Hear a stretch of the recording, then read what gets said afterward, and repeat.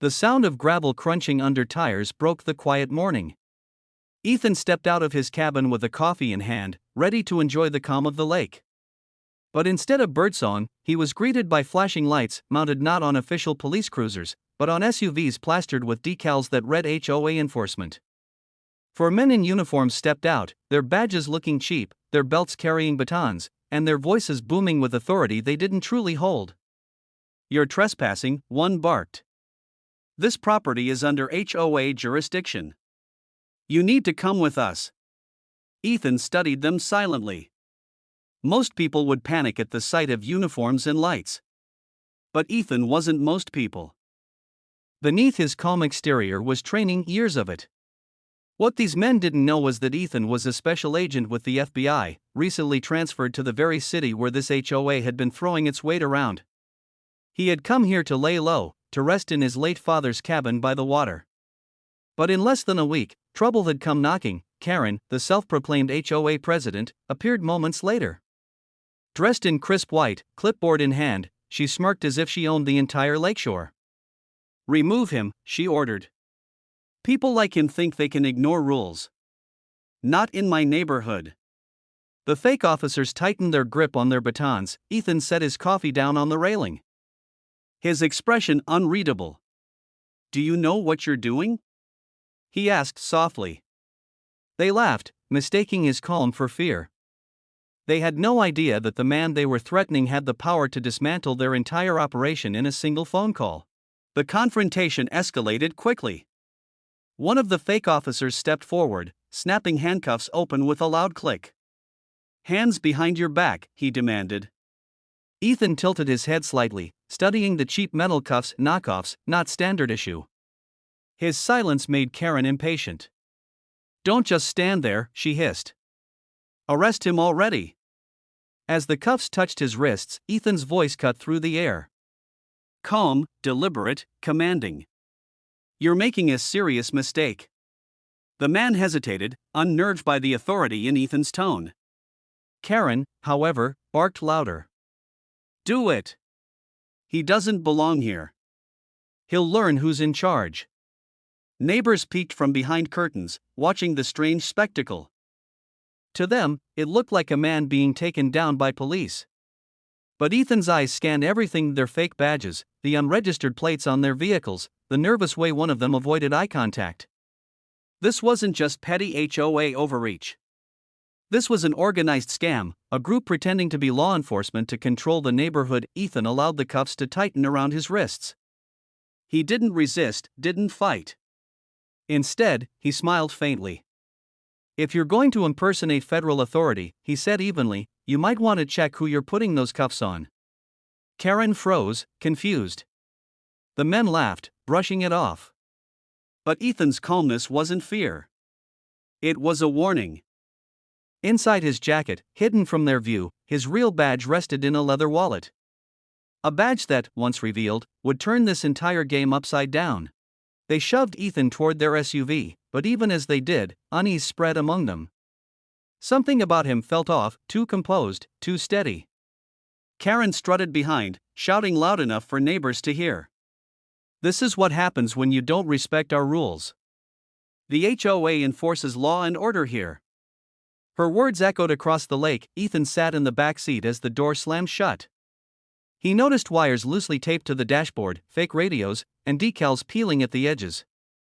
Whoever these men were, they had invested in looking official, but only at a glance. To an untrained eye, it worked. To Ethan, it was laughable. As the SUV started moving, Ethan leaned forward, his voice calm but cutting.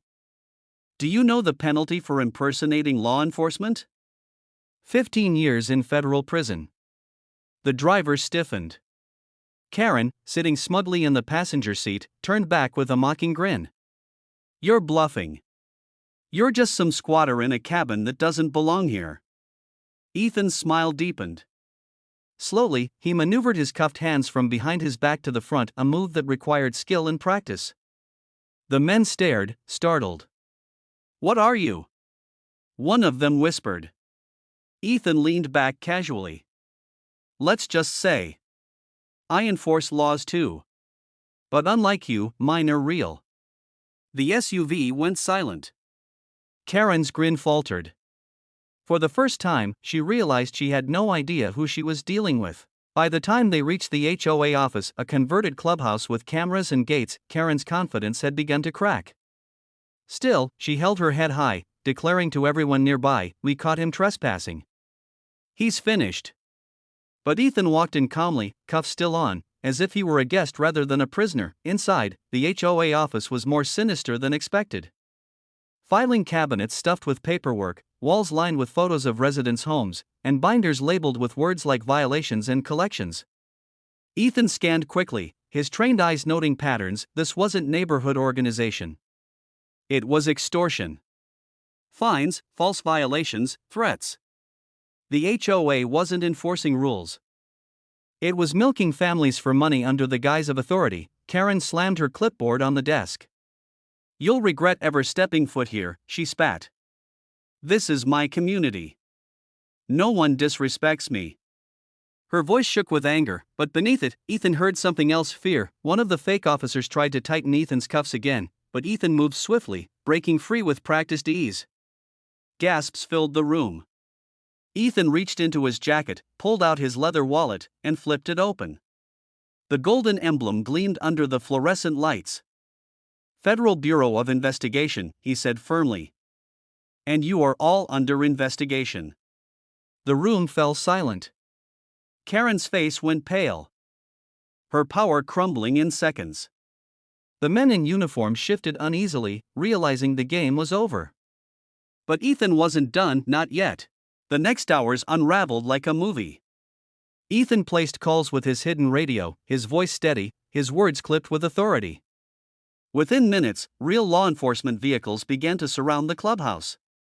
Neighbors gathered outside, confused, whispering about what was happening. Karen tried to regain her bravado, pacing and shouting, "You can't do this. I have rights. This is our property." But Ethan ignored her, instead addressing the residents who had come forward timidly. "How long has this been happening?" he asked. One elderly man spoke first. 4 years. They fined us for leaving bikes outside, charged us for parking, even threatened to take our homes." His voice cracked. Others chimed in, their fears spilling out as truth replaced silence. The fake officers looked defeated, their fake authority exposed. Ethan stood tall, his badge catching the light. "This wasn't about rules," he said, loud enough for everyone to hear. "This was about control and greed. And it ends today." Karen tried one last desperate move, lunging for her clipboard, but real officers entered, placing her in cuffs, the real kind this time. She screamed, but her words carried no weight anymore. For the first time, the community saw her for what she was, a bully with no real power. Ethan exhaled slowly. What started as a quiet retreat to his father's cabin had turned into the uncovering of a massive scam. But justice was only halfway done. The investigation spread wider than anyone expected. Documents recovered from the clubhouse revealed bank accounts, shell companies, and ties to fake security groups across multiple neighborhoods. Karen wasn't just running a crooked HOA, she was part of a larger network feeding off families across the state. Ethan coordinated with local authorities, working day and night. But even as he filed reports and gathered testimonies, he remained grounded in the personal stories he heard. Families who had lost savings, widows who lived in fear of fake fines, children who couldn't play outside because of threats. Their relief now was palpable. For the first time in years, they felt safe. Neighbors approached Ethan, some in tears, thanking him. He shook their hands, assuring them justice would be served. But he also reminded them of their own strength. "They thrived because you were afraid to speak. Now, you've spoken. And together, you ended it." The news spread quickly. Headlines covered the takedown of a fake HOA police unit by a hidden FBI agent living in plain sight. But for Ethan, the victory wasn't in the headlines, it was in the peace that returned to the lake, the laughter of children, the smiles of neighbors who no longer lived in fear. Still, one final scene remained: the courtroom. Months later, Karen stood trial. Her once sharp suit looked wrinkled, her confidence shattered. The judge read aloud charges of fraud, impersonation of law enforcement, and extortion. One by one, witnesses stepped forward, voices strong, no longer trembling. Family she once silenced now spoke boldly, their words like chains breaking. Ethan sat quietly in the back row, watching justice unfold. He didn't need recognition, didn't want applause. His work was never about glory, it was about truth, about restoring balance where it had been stolen. When the verdict came guilty on all counts, the room erupted in relief. Neighbors hugged each other, tears flowing freely. Karen was led away. Her clipboard gone, her reign of fear ended. Ethan stepped outside into the sunlight. The lake shimmered in the distance, calm and steady, just as his father had loved it. He took a deep breath, finally able to enjoy the peace he had sought. This time, there would be no fake sirens, no false authority. Just quiet. Just home, and that was the final twist in this unbelievable HOA story. If you love the drama, don't forget to like, subscribe, and drop a comment sharing your thoughts. It really helps this channel grow.